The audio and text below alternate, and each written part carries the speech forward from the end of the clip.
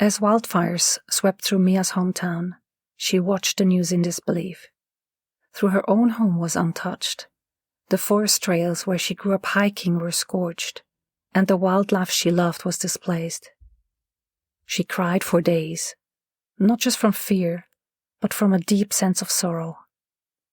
It felt like the land itself was grieving, and so was she.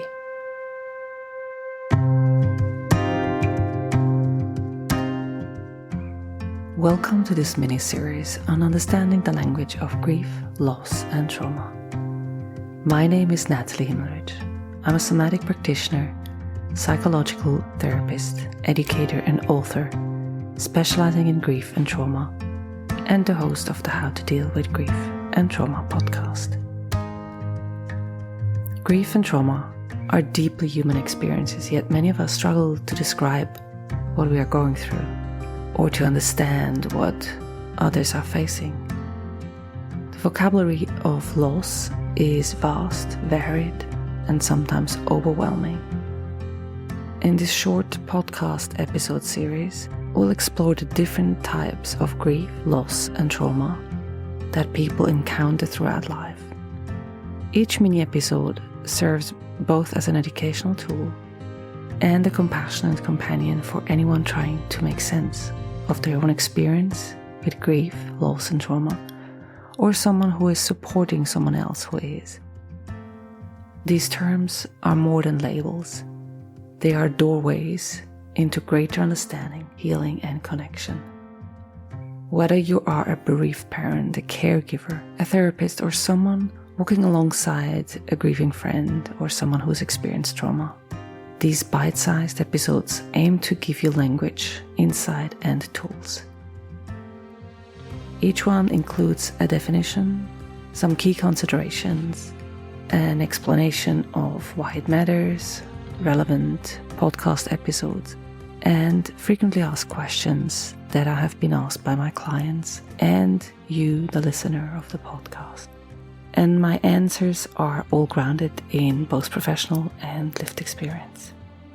So let's begin. Environmental or climate grief is the emotional distress related to ecological loss, climate change, environmental degradation. It can stem from witnessing damage to beloved landscapes, species extinction, or the anticipated effects of climate crisis on communities and future generations. Climate grief is a real and growing form of grief. It may show up as anxiety, despair, helplessness, or mourning for the natural world. It's common among young people, indigenous communities, scientists, activists, and anyone deeply connected to nature, or, as in the examples of the recurring wildfires such as in California, if they affect a big community, state, or nation. Acknowledging environmental grief allows us to honor the emotional toll of climate change, and not just the physical or political impact. It validates deep connection humans have with the earth, and opens the door for collective grieving, activism, and resilience. In episode 97 of the How to Deal with Grief and Trauma podcast, I speak with Tory Press about the effect of the recent Californian wildfires. Check the episode overview for details. So one of the questions that came up is, what does climate grief feel like? So it can be felt as sadness, dread, guilt, but also helplessness or longing for a damaged or disappearing natural world. And this is the same as eco-anxiety, so they are related. Climate grief is rooted in mourning, while eco-anxiety is future-oriented fear. What helps with this kind of grief? So community, activism, time in nature, rituals, creative expression, and climate-aware therapy. A parent asked me, how do I talk to my children about this? I would recommend with honesty, age-appropriate information, and empowerment. Focus on connection and not just crisis.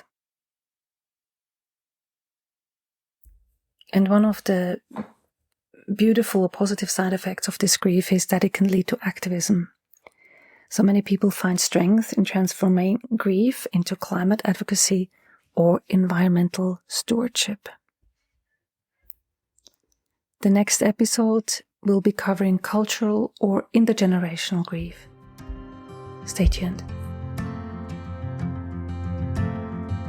I hope this episode has helped you feel more grounded in the language of loss, grief, or trauma, and maybe even offered you some clarity, validation, or insight into your own experience or the experience of someone you care about.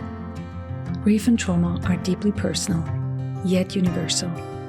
When we can name what we're feeling, we take one powerful step closer to healing and the integration of our experience back into our life. If this series resonates with you, I invite you to keep exploring. You'll find more resources, courses, and ways to work with me at nathaliehimmelrich.com. And of course, you're always welcome to revisit any of the episodes whenever you need a gentle reminder that you're not alone. Until next time, take good care of your heart.